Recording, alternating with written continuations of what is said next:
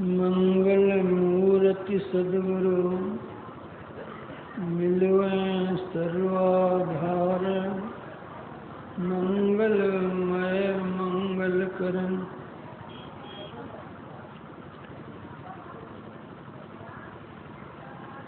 विनो बारंबार। धन्य धन्य सद्गुरु सुखद महिमा कहे न जाय। जो कछु कहूँ तुम्हारी कृपा तुम कछु न सके। आदरणीय सज्जन वृंद तथा आदरणीय माताओं एवं बहनों,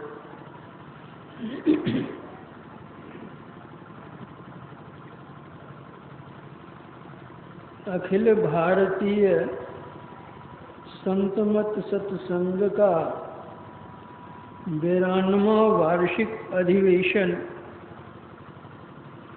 वृंदावन में होने वाला था, किंतु वह वहां नहीं होकर यहाँ होने का कारण क्या हुआ? होना तो चाहिए था वृंदावन में, लेकिन हो रहा है रांची में। ऐसा क्यों? लोगों के मन में प्रश्न होगा, जिज्ञासा होगी।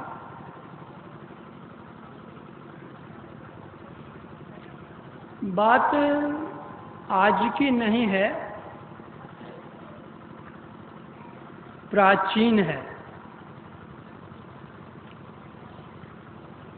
और वह भी उस समय की बात है जब भगवान श्री कृष्ण ने परम धाम पधार चुके थे। कलियुग का आगमन हो चुका था।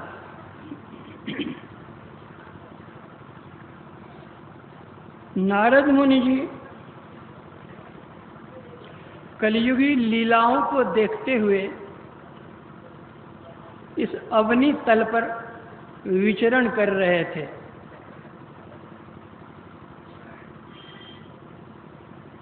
भ्रमण करते हुए वे वृंदावन पहुंचे। वहां उन्होंने देखा कि एक अतीव सुंदरी युवती बैठी हुई है और उसके निकट 2 वृद्धजन अचेतावस्था में पड़े हुए हैं।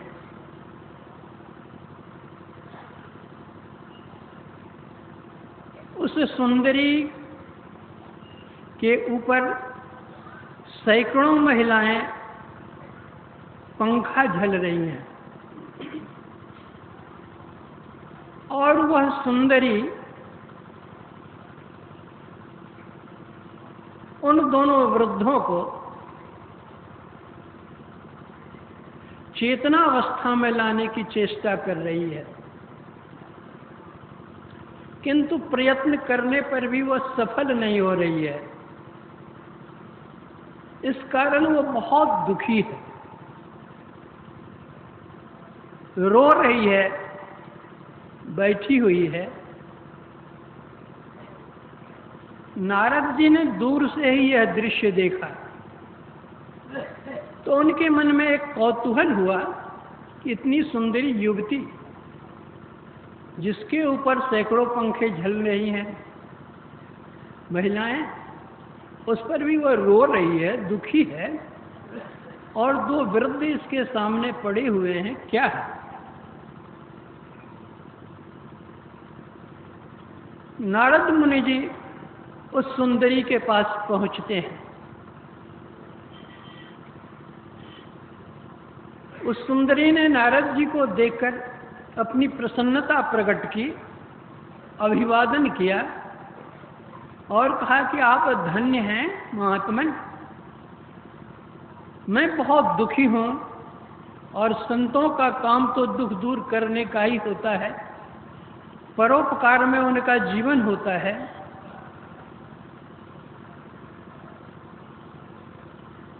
आप मेरे दुख को दूर कीजिए, मैं आपकी आभारणी बनी रहूंगी जीवन पर्यंत।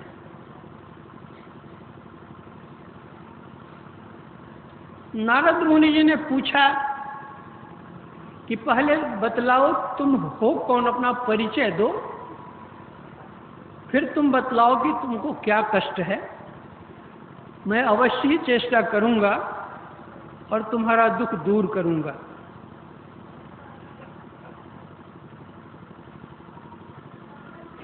उस युवती ने कहा, मेरा नाम भक्ति है,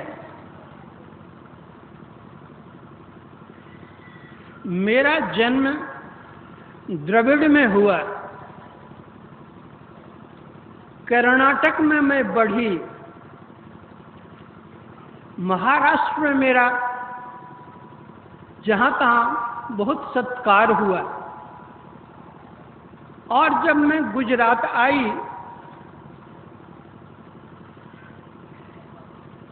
तो वहां बूढ़ी हो गई।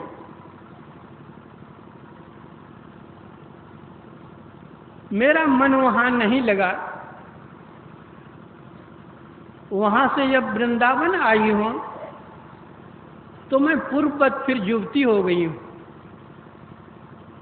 और ये जो मेरे सामने पड़े हुए हैं अचेतावस्था में, इन दोनों में से एक का नाम है ज्ञान और दूसरे का नाम है वैराग्य। ज्ञान और वैराग्य को, योग को मैं चाहती हूं चेतनावस्था में लाने के लिए, लेकिन कितनी चेष्टा करने के बावजूद भी ये दोनों होश में नहीं आ रहे हैं, बेहोश पड़े हुए हैं। आप कृपा कीजिए। नारद जी ने कहा, अच्छा तुम शांत रहो, मैं चेष्टा करता हूं। नारद जी घूमने लग गए, क्या उपाय किया जाए। तीर्थों में गए, वहां उन्होंने पंडों को देखा,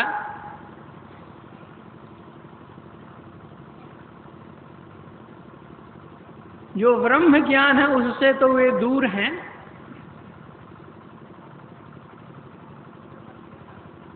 पूजा करते हैं और पूजे के सब कुछ एकत्रित करते हैं। वे घूमने लगे मठों में, धामों में, आश्रमों में। उन्होंने देखा कि उस समय के जो साधु लोग हैं, कहलाने के लिए तो ये साधु हैं लेकिन बड़े पाखंडी हैं ये लोग। देखने में तो वेशभूषा साधु का है, लेकिन गृहस्थों से भी ये बदतर हैं। गृहस्थ तो अपने बाल बच्चों के लिए मरते हैं बेचारे, लेकिन ये सन्यासी का वेश लेकर के न मालूम किसके लिए मरते हैं। वे भी संग्रह के पीछे लगे पड़े हुए हैं। घूमने लगे, घूमते घूमते घूमते उन्होंने देखा कि 4 बच्चे आ रहे हैं, 5-5 वर्ष के हुए हैं। नारद जी वहां पहुंचे और उन बच्चों को उन्होंने प्रणाम किया। वे बच्चे कोई सामान्य बच्चे नहीं थे, वे थे सनक सनंदन सनत कुमार सनातन।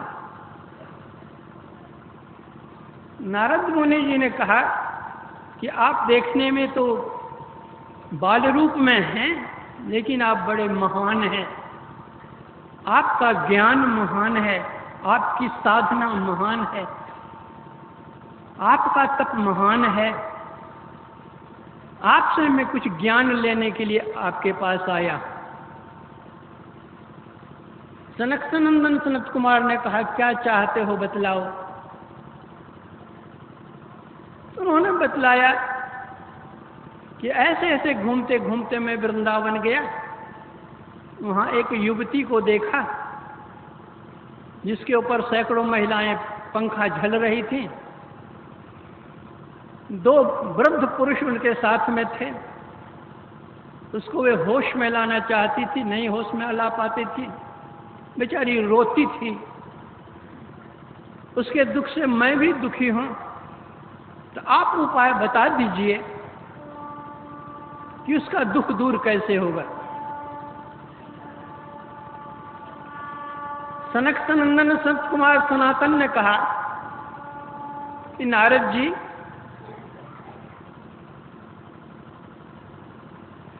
जब तक वह वृंदावन में रहेगी वह तो सुखी रहेगी, लेकिन मन से दुखी रहेगी। और ये जो दोनों उनके साथ में हैं, वे कभी होश में आने वाले वहां नहीं हैं। इसलिए उनको कहिए कि वे उस स्थान पर जाएं जहां आध्यात्म ज्ञान के महापुरुष हों और जहां सत्संग वार्ता हो। आध्यात्म ज्ञान को सुनते सुनते, सत्संग वार्ता सुनते सुनते ये जो ज्ञान है, वैराग्य है, ये दोनों होश में आ जाएंगे। तो इसलिए वृंदावन में नहीं हुआ कि वहां तो भक्ति की चर्चा ही भक्ति है, ज्ञान वैराग्य वहां तो है नहीं। तो ज्ञान वैराग्य सम्मिलित यहाँ पर आध्यात्म यज्ञ है यहाँ पर, इसलिए वृंदावन से यहाँ आ गया।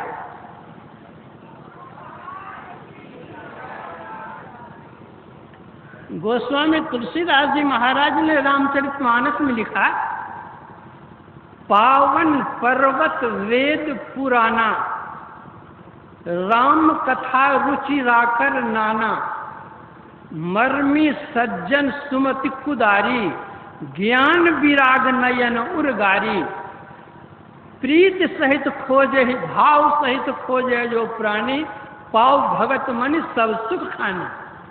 उसी भक्ति की चर्चा यहाँ है, लेकिन मात्र भक्ति नहीं है, उसके साथ ज्ञान और योग युक्त है। इसीलिए रांची में इसकी व्यवस्था की गई है।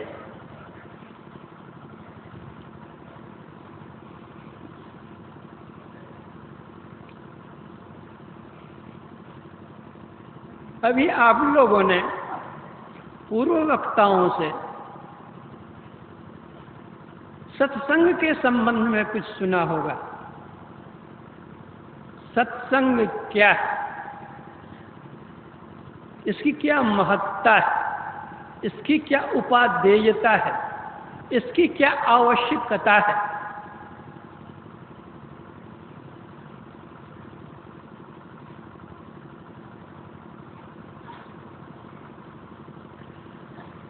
गोस्वामी तुलसीदास जी महाराज कहते हैं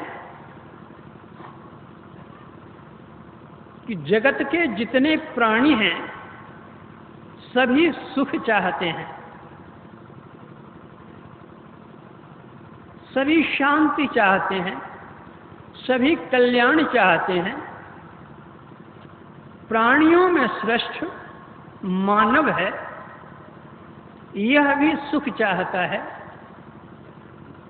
और शाश्वत सुख चाहता है, क्षणिक नहीं। वह शाश्वत सुख कहाँ मिलता है? तो वे कहते हैं,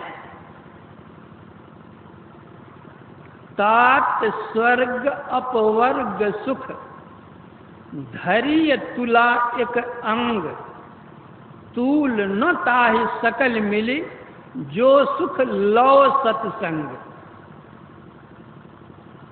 सुख चाहते हैं तो सत्संग कीजिए।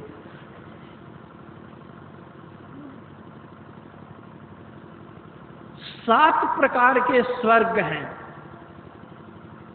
गोस्वामी जी कहते हैं, सातों प्रकार के स्वर्गों के सुखों को और अपवर्ग यानी मोक्ष इनके सुख को तराजू के एक पलड़े पर रख दीजिए और दूसरे पलड़े पर लौ, बहुत कम समय, पल गिरता हम लोग का ना, कितना समय लगता है, उतने समय के सत्संग की महिमा को तराजू के दूसरे पलड़े पर रख दीजिए, तो इस सत्संग के बराबर वह स्वर्ग और मोक्ष का सुख बराबर नहीं हो सकता।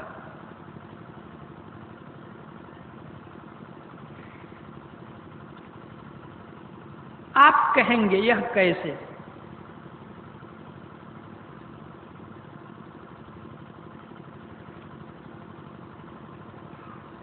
एक बार का प्रसंग है, महर्षि वशिष्ठ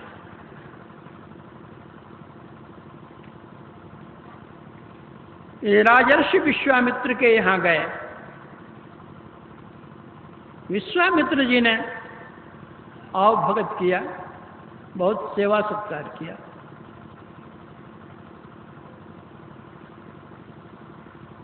जब तक वे रहे, सेवा में किसी तरह की कमी उन्होंने होने नहीं दी, बहुत आदर रखा। और जब वे वहां से प्रस्थान करने लगे तो विश्वामित्र मुनि जी ने 1000 वर्ष तपस्या का जो फल होता है, विदाई में उन्होंने दक्षिणा के रूप समझिए दिया।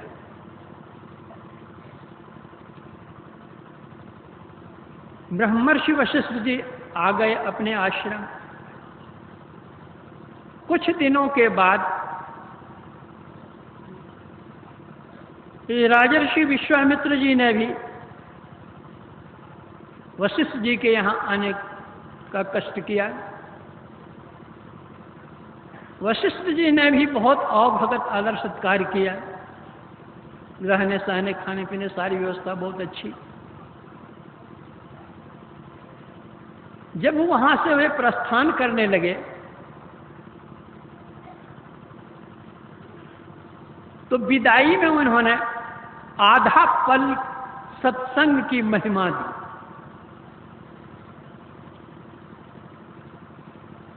विश्वामित्र जी के मन में हुआ कि मैंने तो हजारों वर्ष की तपस्या का फल इनको दिया है, और मैं जब इनके